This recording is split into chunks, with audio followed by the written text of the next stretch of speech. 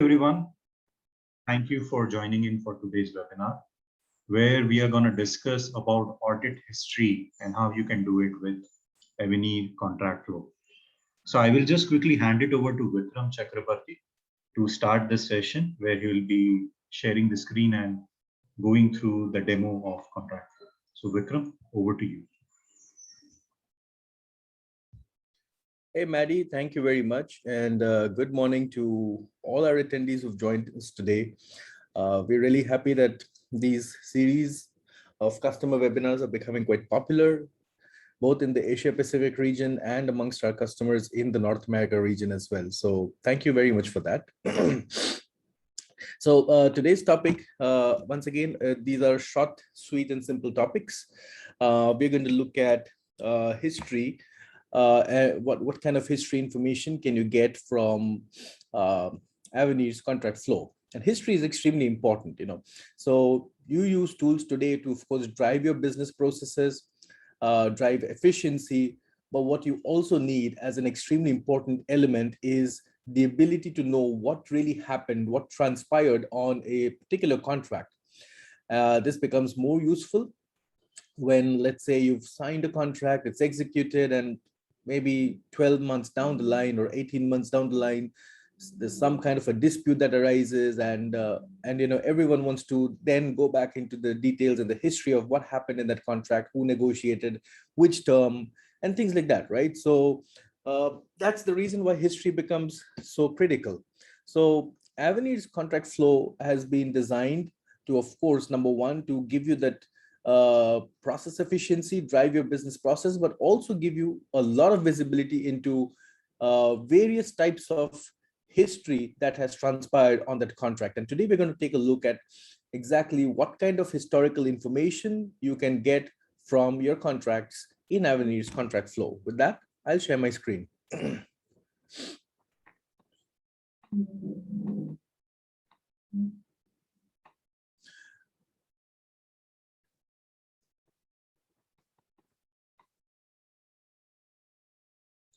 All right, Maddie, if you can just confirm my screen is visible. Yes. Okay. So by now, you must be very familiar with this user interface.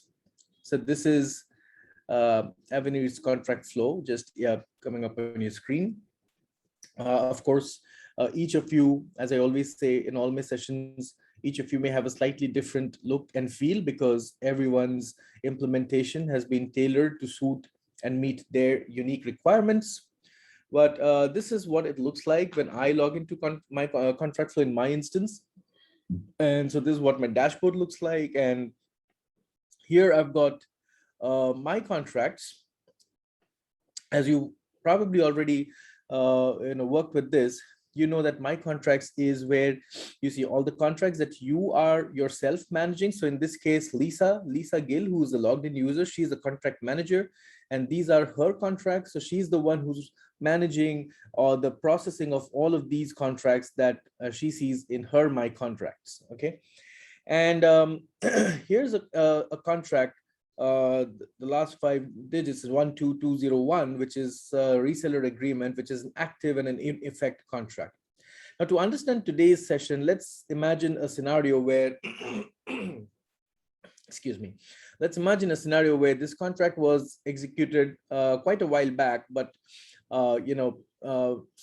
there's some kind of an audit going on in the organization, and they want to see what exactly had transpired on this contract. Okay, who approved it?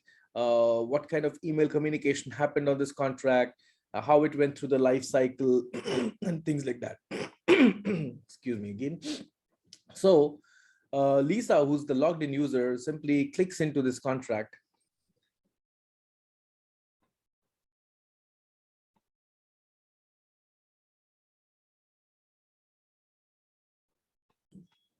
And it takes Lisa right into the contract workspace, where she can see the contract template, the latest version of the contract, which was executed, which is version 2.0 here.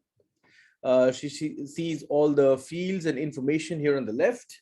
And now let's see how she can get various types of historical audit information.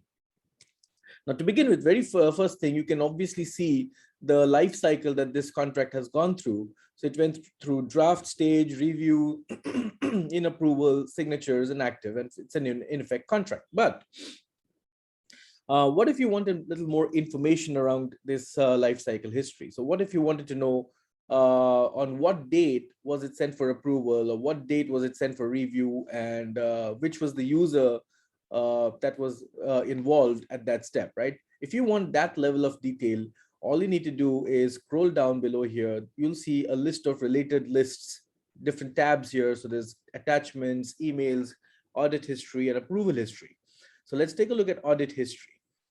So audit history is going to show you the change across all the entire life cycle. So how it went from draft to review to external review, the response was received. So you can see here that the response was received from a user called Eric, who's an external user, maybe part of the point of contact at the vendor. And that was received on this date and this time. So, and after that, the contract was submitted for internal approval by Lisa, again on this date and this time. And then it was pending approval, and then it was approved. And finally, it was sent for signatures. It got finally fully signed. This contract was fully signed on the 24th of August at this time by a guest user, because obviously it was signed by a DocuSign. So it was signed by an external party. And at the end, it became a fully signed contract. So the entire audit trail of the life cycle stage as to what date it went into which stage and who moved it into that stage, all of that is captured, including the final email. You see the last stage, if you're already very familiar with using the solution, you know that when a contract is made in effect, it sends out email notifications. I'm sure various types of email notifications are configured in your implementations. So when a contract is activated, an email notification is sent out, and that is also captured here. So very helpful if information from the historical audit purpose, and if you want to determine who did what on this contract on which date. All right. So this was one way you could get very valuable historical information. But now let's get a little more specific. What we saw just now was the history of the life cycle. What if you want to know a little more about the history of the approval? Like the life cycle history that we just now saw, it tells us on what date it went for approval and what date it was approved. But it doesn't tell us the complete history of the approval, like who approved it, on which date, what were his approval comments. It doesn't tell us that information. So you can actually get that level of information as well, which is a second level, deeper information as far as history is concerned. If you simply go over to the right, you will find a tab here that says approval history. In some of your implementations, you would find a tab here called live flow. But in some of your implementations, you may find it's called approval history. It's the same thing. So you can click on approval history, as you can see in my screen, or you could click on live flow if that's what it shows in your implementation. And there you go. It shows you the complete details of that approval. So in this case, the approval started on the 24th of August, and it was sent to a person called Eric. It was requested. And then, well, on the same day, but maybe a few minutes later, this person approved, and he also gave a approval comment here. So net 30 is fine. So some comment, okay, as to why he's approving. And so you can actually see that the entire history of the approval is available here. Who approved it and what was the reason. And this you will have the entire history, and even if it was more than one level of approvals, like in many of your implementations, there might be a multiple step approval that has been configured. So the approval history tab here, or the live flow tab, will show you that entire trail of all the approvers who approved or rejected this contract and what were their approval or rejection comments.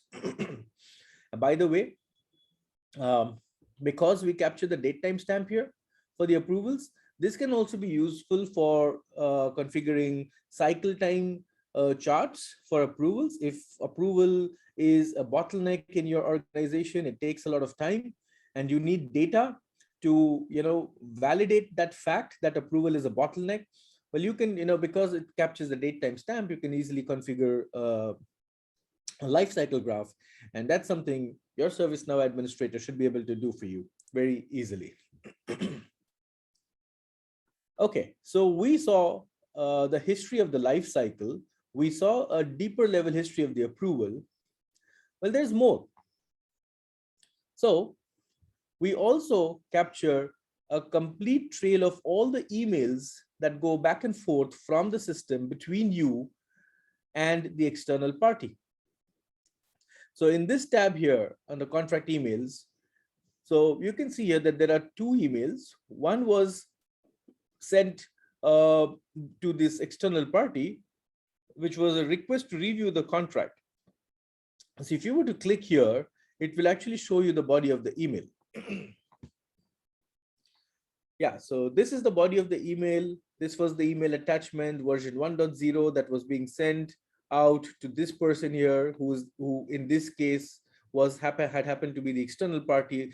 Well, usually because I do most of the demos in my organization, I'm always the external party. I'm the internal party, and so I'm pretty much everyone and everywhere. That's why you see my name almost everywhere. But yeah, it's actually the external party that had received this email. It was a request to review the contract. And when the external party reviewed and redlined the contract and sent it back, that email is also captured here. As you can see, this is the reply email. You see the RE colon there that tells you this is the reply email. So the reply email is also captured here. Hey, hi Lisa, please see your red lines. So this is the attachment which contains the red lines. So this serves two purposes. One is, of course, captures complete history of the email communication that happened between you and the external party. And definitely that's very useful for historical purposes, for understanding what was the communication that happened. But the other big advantage of this is that it really helps you stay within this tool. You've invested in a tool so that you can maximize its value. You want to be within this tool as long as possible, as much as possible, for practically everything. So you don't need to jump out of this tool and navigate to your Outlook email just to see or just to view the reply email that has come in from the external party. Okay, that is not required, because that entire email trail is captured here, as I showed you, including the email body, including the email attachment. Everything that you would get if you were to actually go into email, you are actually getting from here without needing to go into email. So that's really, again, another very big advantage of having all the email trails captured right here inside Avenir's contract flow under the contract record that you're interested in or that you're looking at. So we just saw three types of historic information. One was the life cycle and the details of the life cycle, which we saw down in the audit history tab here. Then we saw detailed history on the approvals. We saw detailed history of the email communication. And really the last thing is, and of course, equally important, is if you go into the contract attachments tab now, and you click this icon here that looks like three horizontal lines like a sandwich, you also have the complete history of the versions. So as you negotiate your contract with the external party, which is your vendor, it could be your customer if it's a customer contract, it could be a reseller if it's a channel partner, doesn't matter what kind of contract you're dealing with. But as you negotiate and as it goes back and forth, Avenir captures each and every version. As you are already familiar by now, if you use the word add in and you check in, it simply checks in and creates a new version here in the all revisions tab under contract attachments, which means this is a centralized repository, not just of your contracts, but of each version of every contract you have within your organization. So it's a massive roof under which all contracts exist, like a single source of truth. And so you can see here the first version 1.0, which was the initial version on which you started the negotiation. Then you received the redlined copy back, which was 1.1. And after that, in this particular example, this contract was then approved for the, the pending deviations. The contract was approved and cleaned up and was initiated for signatures. And when the signature process was completed, you got version 2.0, which you can see is a signed PDF. The signed PDF also comes in automatically if you're using any of the electronic signatures like DocuSign or Adobe Sign or anything else. Those are integrated with Avenir, and when you initiate signatures, once the signature is complete, that signed PDF comes in automatically here under all revisions. So essentially, what I'm trying to say here is all the versions of the contract as you go through negotiations and signature are automatically captured here. So again, from a historical purpose, like I had given that example, like 12 months down the line, something happened, there's some dispute, and you want to know what were the red lines that were agreed during the negotiation process. Yeah, you can come here, you can look at 1.1, just click this down arrow, it'll download that particular version. You can see what were the negotiations that happened on that particular version. And that can help you, pretty much get a understanding of what really had happened on that contract during the negotiation. So just to wrap it up, we basically saw 4 types of historical information. One was the complete audit history of the life cycle stages, sub-stages, what date, what time it moved into which stage and by which user. We saw a detailed history of the approval processes, how the approval flow actually transpired, who approved with what comments, who rejected, and things like that. We saw the complete capture of all email communications between you and the external party. And lastly, we saw a capture of all the contract revisions throughout your negotiation and your signature process. So a lot of history information available for your benefit, and to understand exactly why you've agreed to certain contractual terms and conditions in the event that you need to actually dig into a contract, like maybe in case of a dispute or something like that. All right, with that, that's all I have for you for today. Thank you very much for your time and attention. Yeah, thank you, Vikram. That was very indeed helpful. So just a quick recap. So I'm just conducting a quick poll for all the attendees. So as per your opinion, which is the form of audit trail you are using the most? Is it the contract versioning? Is it the email communication history? Is it the approval trail history, or combination of both contract version and approval trail, or all of the above? So feel free to give your answers to this poll question. And I'll just give it a couple of seconds. Okay. Great. Thank you. So I'll just quickly share the results. So Vikram, I see that both contract version, approval trail, plus all of the above. So both, I would say, all of the above has higher odds of competing in terms of the audit trail history. Great. So thank you, everyone. Thank you for submitting the poll answers.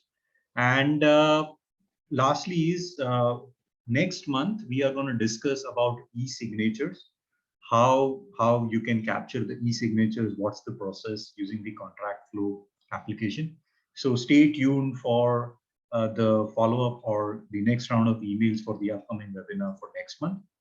And also, if you have any questions about audit history or any of the other product related features, feel free to reach out to your customer success managers, or feel free to explore the knowledge base which is available in the support portal. So with that, I would like to thank everyone for taking their time out, and have a great and wonderful day.